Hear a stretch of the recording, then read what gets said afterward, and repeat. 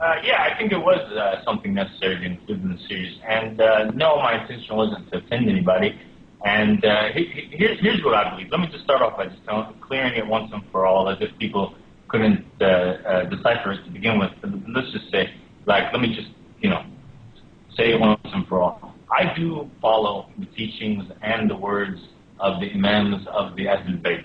That means the Prophet Muhammad sallallahu alaihi wasallam, his daughter Fatima Zahra, Imam Ali, Hassan Hussein, and his line of descendants. I think that they were the ones that were actually living with the Prophet. I think they were the most knowledgeable people of the time who would know about the Prophet and his teachings.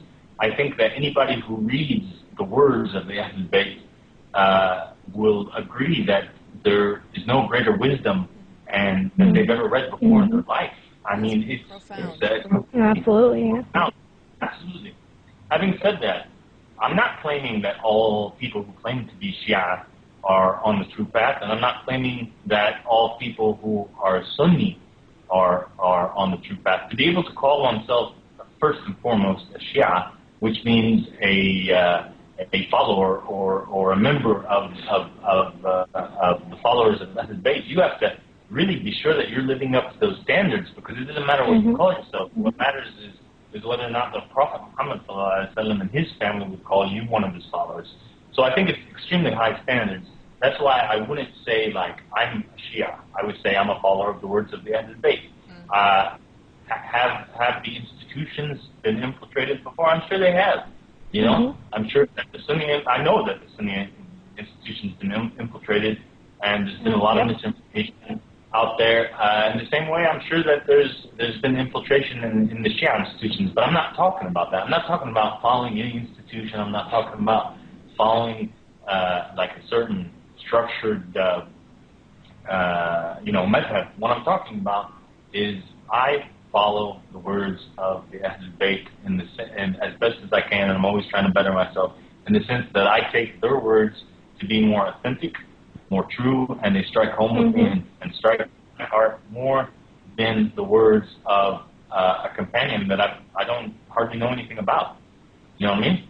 And I think that there's a lot of wrong accusations when people say that the Shia or the people who love Ali are loving him more than the Prophet ﷺ and talking about him more. I don't think it's a contest over who we're talking about more, and I don't think the Prophet Muhammad ﷺ would be mad that anybody was talking about his own son, Imam Ali.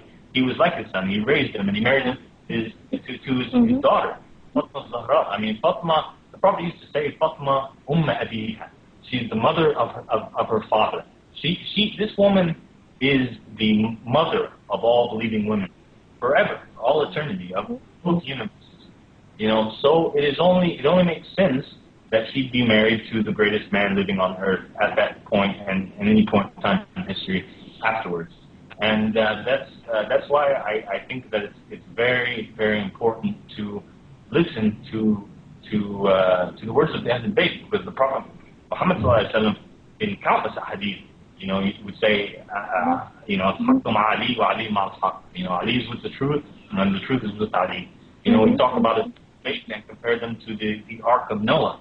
He would say that my Ahlul Bayt is the Ark of Noah. Whoever is, rides the Ark has saved himself, and whoever has not has failed. And having said that, the Prophet also talked about 72 sects, or 73 sects of Muslims, and that all of them would be in hellfire except for one sect.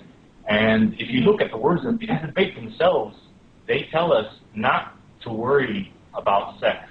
Why? Because their true followers are not any sect that's labeled by any name. It's a group of Muslims who actually live to their sayings and their teachings and live up to their actions and actually try to emulate the Ahlul Bayt. So it's, a lot of people think that what I'm doing is Iranian propaganda or, Shia propaganda. And they're free to believe whatever they want to believe, but the truth is different. And if somebody is so scared, and is working so hard to try to, disprove the words of the Ahlul Bayt or a certain group of people, or whatever. I mean, you got to ask yourselves, like, who are these people working for, and what's driving them so, even though that their behavior and their way of acting doesn't really emulate the standards of the Prophet in any method. Right. So, you know, that reminds me, I was going to say, that reminds me of, you know, I think there's a book, it's called The Dumbing Down of America. And my uncle tells this story that he was in this, like, group, I don't know, it was like a big auditorium or something. Somebody was speaking, and he said, I'm going to read out 5 questions. These are questions to get into Stanford, you know, high university, right, in California. And so he asked the questions, and he said, you know, these were, like, impossibly difficult questions. And then afterwards, you know, and like nobody in the audience, I mean, like a couple people knew like maybe 2 answers or something. Afterwards, the guy says, okay, I lied to you guys. These are not questions for the entrance exam to get into Stanford. These are questions to get into high school in the United States back in 1800 and something. And, you know, he said the whole audience was just blown away. And I think about, you know, I've read this too in like books like Howard Zinn, you know, History of America or something, you know, History of the United States or something. And he says, you know, pick up a book that was a bestseller, you know, 150 years ago, and you can barely understand it. I mean, the intelligence level of people, you know, just 150 years ago was at such a different standard. And so then I look at, you know, the sort of, I would call it like the suppression of, you know, the family of the Prophet and all the great wisdom and teachings that have come through the whole line of imams. And, like, how come this is not, you know, everybody should be talking about this, because I learned about some of this stuff from, like, a French scientist.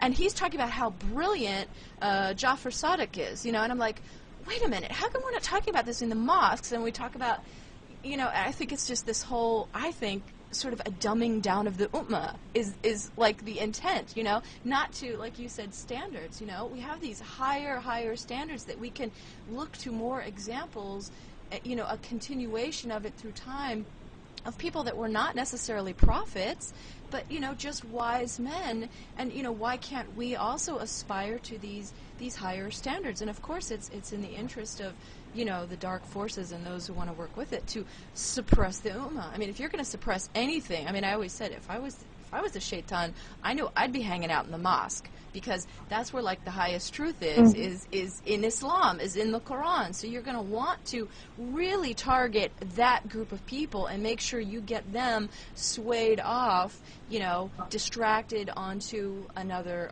issue, whether it just be not focusing on the higher standards, or whether it be in this bickering back and forth and arguing, you know, this senseless battle back and forth. And like you said, I mean, you know, if people are afraid to just, you know, look into maybe, you know, another side of it, I'm certainly not afraid to look at any. I just want the truth. I just always want the truth in anything, and I also want peace. And I would just like everybody, just let's all come together on the same page. And the things that we can't come together on, I think you mentioned it.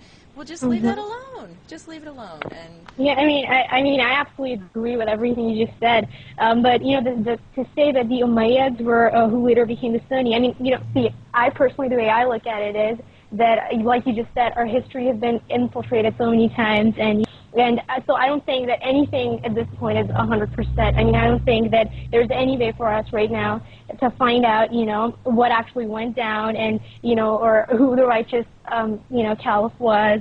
But, I mean, and I think that, you know, stuff like that is not, I mean, I don't think it's our job to be sitting here and speculating, and, you know, because all we can do at this point is speculate, and are we going to be questioned by Allah for all of this? I don't think so, you know. So, you know, I was just going to say that